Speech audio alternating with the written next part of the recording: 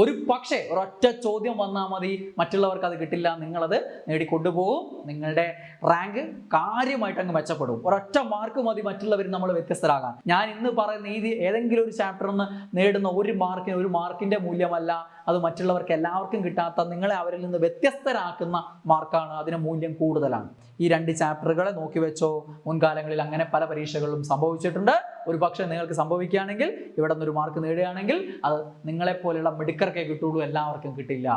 Hi, LDC പരീക്ഷയിൽ 14 ജില്ലകളിലായിട്ട് ആദ്യ റാങ്കുകൾ കരസ്ഥമാക്കാൻ ആഗ്രഹിക്കുന്ന മിടുക്കന്മാർക്കും മിടുക്കികൾക്കും വേണ്ടിയിട്ടുള്ള ഒരു വീഡിയോ ആണിത്. ഇവിടെ തുടക്കക്കാരായിട്ടുള്ള ആളുകളോ അല്ലെങ്കിൽ എങ്ങനെയെങ്കിലും ഈ റാങ്ക് ലിസ്റ്റ് കയറി പറ്റാൻ വേണ്ടി ശ്രമിച്ചുകൊണ്ടിരിക്കുന്ന ആളുകൾ ഇവിടേക്ക് വരേണ്ട, ബ്ലൂ പ്രിന്റിലേക്ക് പോവുക. ഇവിടെ ഈ പറയുന്ന ആളുകൾക്കുള്ളതാണ്. ഇനി ഞാൻ പഠിച്ചു പെർഫെക്റ്റ് ആയി കഴിഞ്ഞു, റിവിഷൻ ചെയ്ത് കഴിഞ്ഞു, മാക്സിമം മാതൃകാ പരീക്ഷകൾ ചെയ്ത് കഴിഞ്ഞു, ഇനി എന്ത് ചെയ്താലാണ് എനിക്ക് ഒരു ആദ്യ റാങ്കിലേക്ക് പോകാൻ പറ്റുക, കുറച്ച് റാങ്കുകൾ മെച്ചപ്പെടുത്താൻ പറ്റുക എന്നിങ്ങനെ അന്വേഷിച്ചുകൊണ്ടിരിക്കുന്ന ആളുകൾ പഠിക്കേണ്ടതായിട്ടുള്ള കുറച്ച് SCERT ഏരിയകളുണ്ട്, കുറച്ച് ചാപ്റ്ററുകളുണ്ട്, കുറച്ച് പ്രധാന ഭാഗങ്ങളുണ്ട്. അതാണ് ഞാൻ നിങ്ങൾക്ക് പറഞ്ഞു തരാൻ പോകുന്നത്. ഇത്രയും കാലത്തെ ക്വസ്റ്റ്യൻ പേപ്പർ വിശകലനം ചെയ്തതിൽ നിന്ന് മനസ്സിലായിട്ടുള്ള കുറെ ഹയർ സെക്കൻഡറി ചാപ്റ്ററുകൾ, പല ചോദ്യങ്ങൾ കടന്നു വരുന്നത് നിങ്ങൾക്കറിയാം. ഒരു പരീക്ഷയിൽ ഇവിടെ ഇത്തരം ചോദ്യങ്ങൾ വരുന്നത് ചിലപ്പോൾ ഒരു 4-5 ചോദ്യങ്ങളായിരിക്കും, ചിലപ്പോൾ ഒരു ചോദ്യം പോലും വരില്ല. ഞാൻ ഈ പറയുന്നത് ചിലപ്പോൾ ഒരു ചോദ്യം പോലും വരില്ല, പക്ഷെ അതെന്തല്ല, വേസ്റ്റ് അല്ല. ആദ്യ റാങ്കിന് ലക്ഷ്യം വെക്കുന്നവരെ സംബന്ധിച്ചാൽ വേസ്റ്റ് അല്ല. കാരണം ഒരു പക്ഷേ ഒരൊറ്റ ചോദ്യം വന്നാൽ മതി, മറ്റുള്ളവർക്ക് അത് കിട്ടില്ല, നിങ്ങളത് നേടിക്കൊണ്ടുപോകും. നിങ്ങളുടെ റാങ്ക് കാര്യമായിട്ട് അങ്ങ് മെച്ചപ്പെടും. ഒരൊറ്റ മാർക്ക് മതി മറ്റുള്ളവർ നമ്മൾ വ്യത്യസ്തരാകാൻ. അല്ലെ, വെറും 0.33 മാർക്കിന് കാര്യങ്ങൾ തകിടം മറയുന്നതാണ്. അപ്പോൾ 100 കിടക്കുന്ന നമ്മൾ 10-നുള്ളിലേക്കോ എത്തുന്നത് ഇവിടെ നിന്ന് ഞാൻ ഈ പറയാൻ പോകുന്ന ഏതെങ്കിലും ചാപ്റ്ററുകളിൽ നിന്ന് കിട്ടുന്ന ഒരൊറ്റ മാർക്കിനായിരിക്കും. ഒരു പക്ഷേ അത് ഒരു മാർക്കിൽ ഒതുങ്ങിയേക്കാം, അല്ലെങ്കിൽ അത് 3-4 മാർക്കിന് വന്നേക്കാം. ഒരു പക്ഷേ ഒരൊറ്റ മാർക്കിന് പോലും വരില്ല എന്നും പറയാം. അതുകൊണ്ട് ഇത് ആരും എടുക്കരുത്. എങ്ങനെ, അതായത് ഇതുവരെ ഒന്നും പഠിച്ചിട്ടില്ലാത്ത ആളുകൾ ആരും ഈ വീഡിയോ കാണണ്ട. അത്യാവശ്യം എങ്ങനെയെങ്കിലുമൊക്കെ തട്ടിക്കൂട്ടി എങ്ങനെയെങ്കിലും കുറച്ച് മാർക്ക് വാങ്ങി റാങ്ക് ലിസ്റ്റ് പെടാപ്പാടുപെടുന്നവർ ഇത് കാണണ്ട. അവർ ഇതല്ല പഠിക്കേണ്ടത്, അവർ പഠിക്കേണ്ടത് വേറെയാണ്.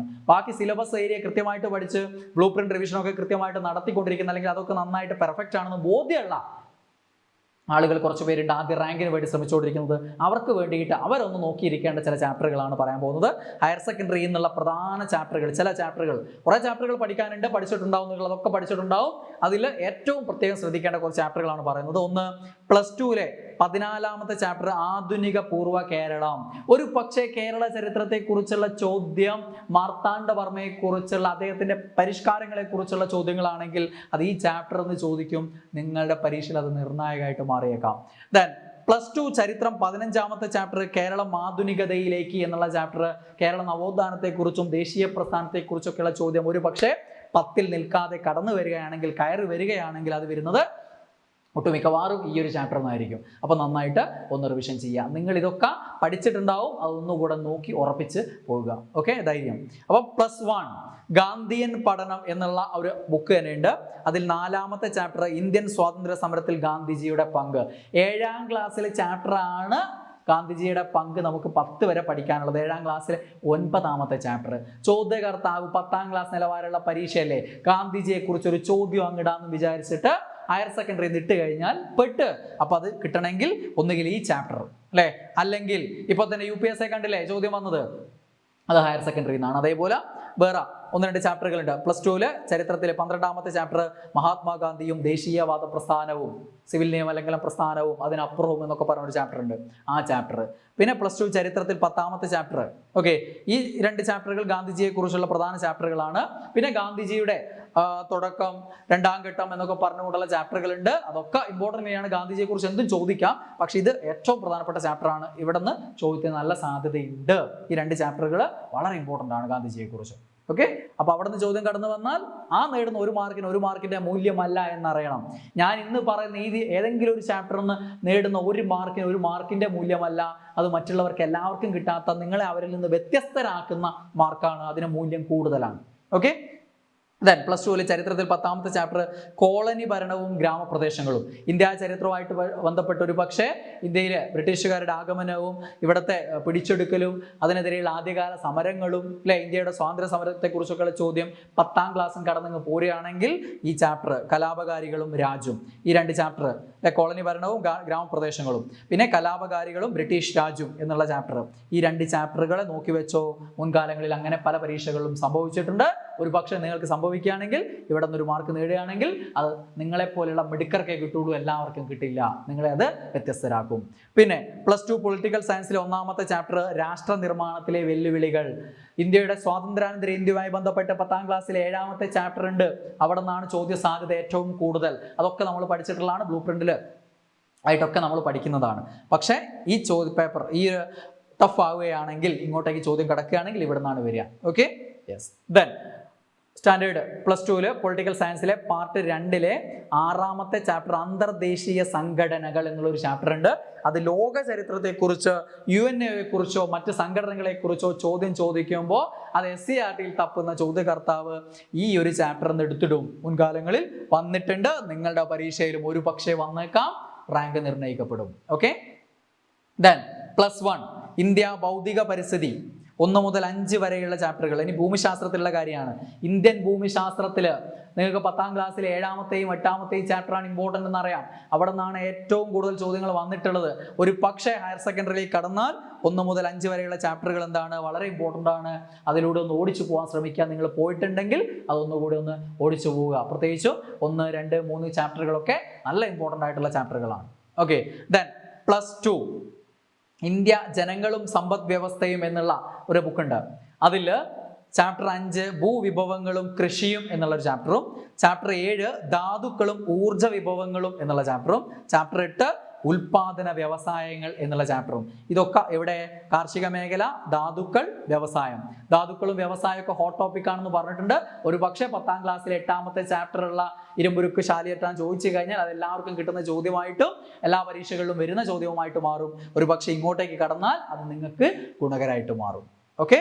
ദെൻ +1 ഇന്ത്യൻ സാമ്പത്തിക വികസനം എന്നുള്ള പുസ്തകം. Chapter 2 Indian സമ്പദ്ഘടന. ചാപ്റ്റർ 3 എന്താണ് പുത്തൻ സാമ്പത്തിക നയങ്ങൾ, ഉദാരവൽക്കരണം, സ്വകാര്യവൽക്കരണം, ആഗോളവൽക്കരണം. വിശദമായിട്ട് 10ാം ക്ലാസ്സിൽ പഠിച്ചതിനേക്കാൾ കുറച്ചുകൂടെ കാര്യമായിട്ട് ഇവിടെ പഠിക്കുന്നുണ്ട്. അവിടന്നേക്കാളും കുറച്ചുകൂടെ ഒന്ന് സ്റ്റാൻഡേർഡ് ആവുകയാണെങ്കിൽ ക്വസ്റ്റ്യൻ ഇങ്ങോട്ട് കിടക്കും. സാമ്പത്തിക ശാസ്ത്രമായിട്ട് ബന്ധപ്പെട്ടുള്ള പ്രധാന ചാപ്റ്ററാണിത്. ഒരു പക്ഷേ സാമ്പത്തിക ശാസ്ത്രം ഇങ്ങോട്ടേക്ക് കടന്നാൽ ഇവിടെ നിന്ന് കിട്ടും. ഇത് പഠിച്ചിട്ടുണ്ടെങ്കിൽ അതൊന്നുകൂടെ റിവൈസ് ചെയ്യാം. ഈ സമയം കൊണ്ട് നിങ്ങൾ ഇനി വേറെ ഒന്നും നോക്കുന്നില്ല എന്നാണ് നിങ്ങളുടെ തീരുമാനമെങ്കിൽ ചെയ്യേണ്ട കാര്യമാണ് ഈ പറയുന്നത്. ഇതുവരെ പഠിക്കാതെ വിട്ട ഏരിയകൾ അവിടെ തന്നെ എന്തായാലും പഠിക്കേണ്ട ഏരിയകൾ ബ്ലൂ പ്രിന്റിലൊക്കെ പറഞ്ഞിടത്തിൽ ബാക്കിയുണ്ടെങ്കിൽ അത് ചെയ്യുക. നിങ്ങൾ പെർഫെക്റ്റ് ആണെന്ന് ബോധ്യമുണ്ടെങ്കിൽ മാത്രം ഇതിലൂടെ കടന്നു പോവുക. ദെൻ +2 സ്ഥൂല സാമ്പത്തിക ശാസ്ത്രം, മാക്രോ എക്കണോമിക്സിൽ ചാപ്റ്റർ 2 ദേശീയ വരുമാനം കണക്കാക്കൽ. ദേശീയ വരുമാനം 9ാം ക്ലാസ്സിലെ 3ാമത്തെ ചാപ്റ്ററും കടന്ന് ചോദ്യം ഇങ്ങോട്ട് വരികയാണെങ്കിൽ രക്ഷപ്പെടും. ദെൻ ചാപ്റ്റർ 3 പണവും ബാങ്കിങ്ങും, ധനകാര്യ സ്ഥാപനങ്ങൾ എന്നുള്ള 10ാം ക്ലാസ്സിലെ 9ാമത്തെ ചാപ്റ്ററും കടന്ന് ചോദ്യം ഇങ്ങോട്ട് വരികയാണെങ്കിൽ നിങ്ങൾക്കേ കിട്ടുള്ളൂ. ബജറ്റും സമ്പദ്ഘടനയും, ഈ 3 ചാപ്റ്ററുകൾ ഇവിടെ നോക്കി നോക്കി എക്കണോമിക്സിന്റെ കാര്യത്തിൽ ഒരു പക്ഷേ മുൻകാലങ്ങളിൽ ചില പരീക്ഷകളിൽ നല്ല ഹയർ സെക്കൻഡറി ചോദ്യങ്ങൾ കടന്നു വന്നിട്ടുണ്ട്. അത് ഈ ചാപ്റ്ററുകളിൽ നിന്ന് നിങ്ങൾക്ക് പഠിച്ച ചാപ്റ്ററുകളിൽ നിന്നാവുമ്പോൾ നിങ്ങൾക്ക് അത് സ്കോർ ചെയ്യാൻ പറ്റിക്കഴിഞ്ഞാൽ നിങ്ങളുടെ റാങ്ക് അങ്ങോട്ട് മാറും. ഇനി +1 പൊളിറ്റിക്കൽ സയൻസിൽ ചാപ്റ്റർ 2 മുതൽ 8 വരെ, +1 ചാപ്റ്റർ പൊളിറ്റിക്കൽ സയൻസിലെ 2ാമത്തെ ചാപ്റ്റർ മുതൽ 8ാമത്തെ ചാപ്റ്റർ വരെ ഒന്ന് നോക്കി വെച്ചാൽ നല്ലതാണ്. അവിടെ ഈ മാർക്ക് നിങ്ങൾക്ക് സ്കോർ ചെയ്യാൻ പറ്റും. ഓക്കെ. ഇനി +2 ബയോളജിയിൽ 8ാമത്തെ ചാപ്റ്റർ ആരോഗ്യവും രോഗങ്ങളും. ബയോളജി, ജീവശാസ്ത്രവും പൊതുജനാരോഗ്യം 6 മാർക്കിനാണ്. 10ാം ക്ലാസ് വരെ പഠിച്ചാൽ മതി. അതൊക്കെ എല്ലാവരും പെർഫെക്റ്റ് ആയിരിക്കും. അങ്ങനെയുള്ളവർ ആരോഗ്യവും രോഗങ്ങളും എന്നുള്ള ആ ഒരു ചാപ്റ്റർ നോക്കി വെച്ചാൽ ഒരു പക്ഷേ ചിലപ്പോൾ മാർക്ക് ഉറപ്പിക്കാം. കാരണം രോഗങ്ങളും രോഗകാരികളും എന്നുള്ള ഏരിയയിൽ 5ലെ 8ാമത്തെ ചാപ്റ്ററും 10ലെ 4ാമത്തെ ചാപ്റ്ററും കടന്നു ചോദ്യം വരാറുണ്ട് ഈ ചാപ്റ്ററിലേക്ക്, അല്ലെങ്കിൽ പഴയ ട്രഡീഷണൽ രീതിയിൽ റാങ്ക് ഫയൽ പഠനത്തിലേക്ക്. അപ്പോൾ എന്തായാലും അത് പുറത്ത് കടന്നാൽ ചിലപ്പോൾ ഇവിടെ നിന്ന് കിട്ടും. ഇവിടെ കുറച്ചുകൂടെ വിശദമായിട്ട് കുറച്ചുകൂടെ കാര്യങ്ങൾ പഠിക്കുന്നുണ്ട്, കുറച്ചുകൂടെ രോഗങ്ങളെക്കുറിച്ച് പഠിക്കുന്നുണ്ട്. ഇനി +2 ഹോം സയൻസിൽ ചാപ്റ്റർ 1 അടിസ്ഥാന പോഷണം. വൈറ്റമിൻസിനെ കുറിച്ച് 6ാം ക്ലാസ്സിലെ ആഹാരം ആരോഗ്യത്തിന് എന്നുള്ള കുഞ്ഞു ചാപ്റ്റർ മാത്രമേ SCERTയിലുള്ളൂ. കൂടുതലും അവിടെ നിന്നാണ് ചോദ്യം വരാറ്. പക്ഷേ ഹയർ സെക്കൻഡറി ഹോം സയൻസിലെ 1ാമത്തെ ചാപ്റ്റർ ആയിട്ടുള്ള അടിസ്ഥാന പോഷണം പഠിച്ചാൽ വൈറ്റമിൻസിനെയും ധാതുക്കളെയും കുറിച്ചുള്ള കാര്യങ്ങൾ മുഴുവൻ അവിടെ ഉറപ്പിക്കാൻ പറ്റും. ചില പരീക്ഷകൾ അവിടെ നിന്ന് ചോദ്യങ്ങൾ കടന്നു വരുന്നത് എൻ്റെ ശ്രദ്ധയിൽ വന്നിട്ടുണ്ട്. ഉറപ്പായിട്ടും അത് നിങ്ങളുടെ പരീക്ഷയിലും ആവർത്തിക്കുകയാണെങ്കിൽ നിങ്ങൾ ഇതാ വീണ്ടും രക്ഷപ്പെടാൻ പോകുന്നു. ഓക്കെ, അപ്പോൾ നന്നായിട്ട് നോക്കാൻ പറ്റും. ദെൻ +2 കമ്പ്യൂട്ടർ ആപ്ലിക്കേഷൻ ഹ്യൂമാനിറ്റീസിന്റെ ബുക്കാണ് പഠിക്കേണ്ടത്. കമ്പ്യൂട്ടറിലുള്ള മാർക്ക് നേടാൻ അല്ലാതെ 5 മുതൽ 10 വരെ മാത്രം പഠിച്ചുകൊണ്ട് കാര്യമില്ല. ഒട്ടുമിക്ക പരീക്ഷകളിൽ ഇവിടെ നിന്നാണ് ചോദ്യങ്ങൾ കടന്നു വരിക. അപ്പോൾ ഈ ചാപ്റ്റർ നോക്കിയിട്ടില്ലെങ്കിൽ നന്നായിട്ട് നോക്കുക. നോക്കിയവർ ഒന്നുകൂടെ റിവൈസ് ചെയ്യുക. 2ാമത്തെ ചാപ്റ്റർ കമ്പ്യൂട്ടർ സിസ്റ്റത്തിന്റെ ഭാഗങ്ങൾ, 8ാമത്തെ ചാപ്റ്റർ കമ്പ്യൂട്ടർ ശൃംഖലകൾ, 11ാമത്തെ ചാപ്റ്റർ വിവരവിനിമയ സാങ്കേതിക വിദ്യയിലെ പ്രവണതകളും പ്രശ്നങ്ങളും. ഇത്രയും മാത്രമല്ല വേറെയും ചാപ്റ്ററുകളോട് പഠിക്കാനുണ്ട്. പക്ഷേ ഈ 3 ചാപ്റ്ററുകൾ ഏറ്റവും ഇമ്പോർട്ടൻ്റ് ആയിട്ടൊന്ന് കണ്ട് റിവിഷൻ ചെയ്യുക. മാർക്ക് ഇവിടുന്ന് കയറി വരും, ഉറപ്പാണ് ഏകദേശം. ഓക്കെ, ഇനി ഇത്രയും സിലബസിൽ ഉൾപ്പെടുന്ന ഹയർ സെക്കൻഡറി ചാപ്റ്ററുകൾ നോക്കിയിരിക്കാൻ പറഞ്ഞാൽ നിങ്ങളോട്. അഥവാ 1 or 2 മാർക്ക് ഇവിടുന്ന് കിട്ടിയാൽ ഇവിടുന്ന് 10-20 മാർക്കൊന്നും വരില്ല കേട്ടോ. അത്രേ വരുള്ളൂ. അവസാനത്തെ മിനുക്ക് പണിയാണ്. മെച്ചപ്പെടുത്തി നിങ്ങൾ അങ്ങ് എവിടെ എത്തിച്ചിട്ടുണ്ട്, പെർഫെക്ഷനിൽ എത്തിച്ചിട്ടുണ്ട് നിങ്ങൾ തന്നെ. അപ്പൊ അതിന്റെ അവസാനത്തെ അങ്ങോട്ടേക്കുള്ള ചെറിയ അറ്റകുറ്റപ്പണികൾ നടത്തിയാൽ 1ാം റാങ്ക് ഇങ്ങോട്ട് കൈ പോരും. ഓക്കെ, ഇനി ഔട്ട് ഓഫ് സിലബസ് ചാപ്റ്റേഴ്സ് ആണ്. സിലബസിൽ ഇല്ലാത്ത ചില ചാപ്റ്ററുകൾ അതുകൊണ്ട് നമ്മൾ പഠിക്കില്ല, പക്ഷെ പരീക്ഷയിൽ കടന്നു വരാറുണ്ട്. ഈ ക്വസ്റ്റ്യൻ പേപ്പറുകളൊക്കെ കൃത്യമായിട്ട് വിശകലനം ചെയ്തുകൊണ്ട് ചില ഏരിയകൾ അങ്ങനെ കണ്ടെത്തിയിട്ടുണ്ട്, ചില ചാപ്റ്ററുകൾ അങ്ങനെ കണ്ടെത്തിയിട്ടുണ്ട്. ആ ചാപ്റ്ററുകൾ ഒന്ന് നോക്കി വെച്ചോ. അഥവാ ഒരു ചോദ്യം വന്നാൽ അത് നിങ്ങൾക്ക് മാത്രമേ കിട്ടുള്ളൂ. ഓക്കെ, 10ാം ക്ലാസ്സിലെ മാത്സ് ചാപ്റ്റേഴ്സ് മുഴുവൻ പഠിക്കണം. മാത്സിന്റെ കാര്യത്തിൽ SCERT നിങ്ങൾ പഠിച്ചിട്ടുണ്ടാവും. SCERT സിലബസിൽ വരുന്ന ആ ടോപ്പിക്കുകൾ 12-13 ടോപ്പിക്ക് നോക്കിയിട്ട് SCERT ചാപ്റ്റർ പഠിച്ചിട്ടുണ്ടാവും. പക്ഷേ സിലബസിൽ ഇല്ലാത്ത മാത്സ് ചാപ്റ്ററുകൾ, പോളിനോമിയലും ദ്വിമാന സമവാക്യങ്ങളൊക്കെ ഒരുപക്ഷെ കടന്നു വന്നേക്കാം. മാത്സ് ബാക്ക്ഗ്രൗണ്ട് ഉള്ള ആളാണെങ്കിൽ അതുകൂടെ നോക്കി വെച്ചോ, ഒരു മാർക്ക് വെറുതെ പിടിച്ചെടുക്കാൻ പറ്റും, ഒരാൾക്ക് വിട്ട് കിട്ടുകയില്ല.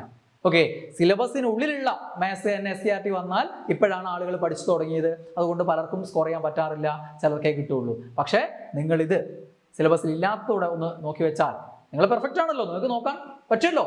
അപ്പോൾ മാർക്ക് പോരും, അത് നിങ്ങൾക്കേ കിട്ടുള്ളൂ, വേറെ ആർക്കും കിട്ടില്ല. അതേപോലെ ജാമിതീയ രൂപങ്ങൾ ചിലപ്പോൾ കടുകട്ടി ചോദ്യങ്ങൾ SCERTയിലുള്ളത് ചിലപ്പം ചോദിച്ചേക്കാം. അതൊക്കെ നിങ്ങൾക്ക് ഗുണകരമായിട്ട് മാറും. ഇതിന് അടുത്തത് 8ാം ക്ലാസ്സിൽ 5ാമത്തെ ചാപ്റ്റർ പ്രാചീന തമയുഗം. സിലബസിൽ ഇല്ലല്ലോ, ഇല്ല.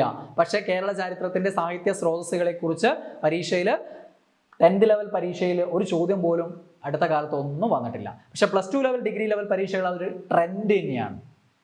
അതുകൊണ്ട് ഒരു പക്ഷേ നിങ്ങളുടെ ചോദ്യകർത്താവ് സാഹിത്യ സ്രോതസ്സുകളെ കുറിച്ച് ഒരു ചോദ്യം ഇടുമ്പോൾ അത് ഈ ചാപ്റ്ററിൽ നിന്ന് കടന്നു വന്നാൽ അത്ഭുതപ്പെടേണ്ടതില്ല. ഈ 3 ചാപ്റ്റർ പറ്റെങ്കിലും നോക്കുക. ഇതൊക്കെ എന്ന് പറഞ്ഞാൽ ഇനി ഒരു പണി നിങ്ങൾക്കില്ല, നിങ്ങൾ പെർഫെക്റ്റ് ആണെന്ന് ചിന്തിക്കുന്നുണ്ടെങ്കിൽ ഈ 3 ചാപ്റ്റർ നോക്കി വെച്ച് ഇവിടെ നിന്ന് ഒരു മാർക്ക് വന്നാൽ അത് കിട്ടും. ഓക്കെ, അത്തരം ചോദ്യങ്ങൾ ചിലപ്പോൾ ഈ 3 ചാപ്റ്ററുകളിൽ നിന്ന് പല പരീക്ഷകളിലും കടന്നു വന്നിട്ടുണ്ട്. പിന്നെ ലോക ചരിത്രം നിങ്ങൾക്ക് പഠിക്കാനുള്ള വിപ്ലവങ്ങൾ, പിന്നെ എന്താണ് 2ാം ലോക യുദ്ധാനന്തര ചരിത്രമൊക്കെ പഠിക്കാനുള്ളൂ. യൂറോപ്പ് പരിവർത്തന പാതയിൽ എന്ന് 7ാം ക്ലാസ്സിലൊരു ചാപ്റ്റർ ഉണ്ട്.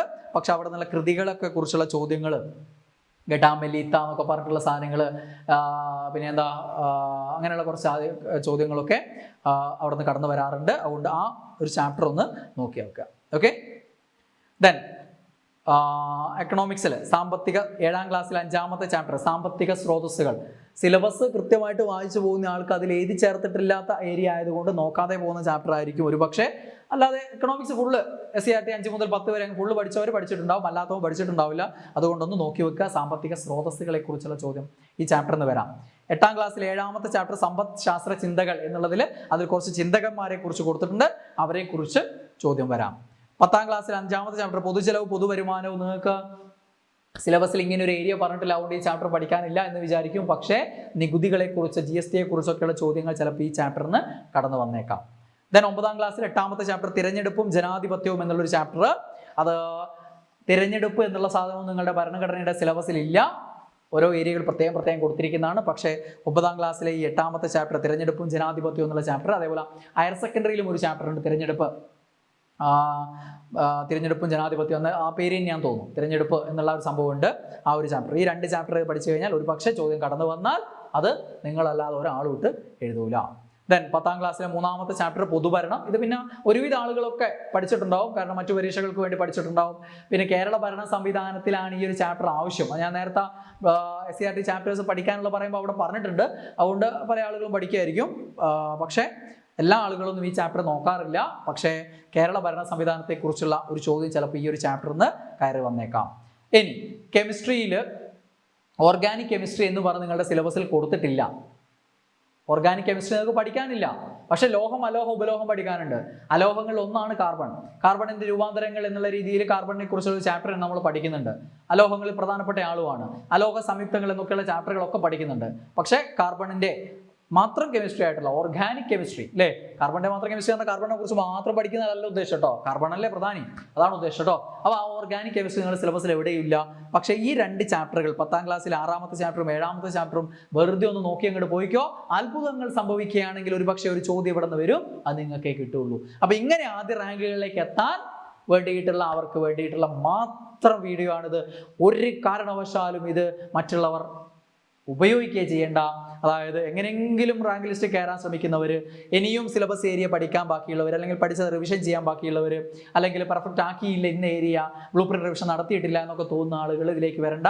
ഈ പറഞ്ഞ രീതിയിൽ ഞാൻ ഓക്കെയാണ്, എനിക്ക് 1 മാർക്ക് മതി അങ്ങനെ വിചാരിക്കുന്ന ആളുകളുണ്ട്. അവർക്ക് ആദ്യ റാങ്കിലേക്ക് എത്താൻ നിങ്ങൾ നോക്കിക്കോ, ഇവിടെ നിന്ന് വരുന്ന ഓരോ ചോദ്യവും നിങ്ങൾ എത്തിക്കുന്നത് 1ാം റാങ്കിലേക്കായിരിക്കും, അല്ലെങ്കിൽ ആദ്യ 10 റാങ്കുകളിലേക്കായിരിക്കും. അതാണ് അതിൻ്റെ പ്രത്യേകത എന്ന് പറയുന്നത്. അപ്പം അങ്ങനെ ഏതെങ്കിലും ചാപ്റ്ററുകളിൽ നിന്ന് ഏതെങ്കിലും നിർണായക ചോദ്യങ്ങൾ വരട്ടെ. എന്തായാലും ഏതെങ്കിലും ഘട്ടങ്ങൾ അത് വരും എന്നുള്ള കാര്യം എനിക്ക് 100% ഉറപ്പാണ്. അത് ആദ്യ ഘട്ടങ്ങളിൽ തന്നെ വരട്ടെ എന്നും നിങ്ങൾക്കെല്ലാം ഗുണപ്രദമാകട്ടെ എന്നും. അതായത് പരീക്ഷ ടഫ് ആകുമ്പോഴാണ് എപ്പോഴും പഠിച്ച ആളുകൾക്ക് ഗുണകരമായിട്ട് മാറുക. നിങ്ങളെപ്പോലെ നന്നായിട്ട് ശ്രമിച്ച ആളുകൾക്ക് എപ്പോഴും ഗുണകരമാകുക പരീക്ഷ എത്രയും അധികം ടഫ് ആകുമ്പോഴാണ്. അപ്പോൾ അങ്ങനെ ഉള്ള ക്വസ്റ്റ്യൻസ് ടഫ് ആകുകയും നിങ്ങൾ നോക്കിയ ഏരിയ എന്നുള്ള ചോദ്യങ്ങൾ നിങ്ങൾക്ക് വരട്ടെ എന്നും എല്ലാവർക്കും അത് എഴുതാൻ പറ്റട്ടെ എന്നും ശ്രീലാളിതരായി തിരിച്ചു വരാൻ പറ്റട്ടെ എന്നും ആഗ്രഹിച്ചുകൊണ്ട് നിർത്തുന്നു. ബൈ.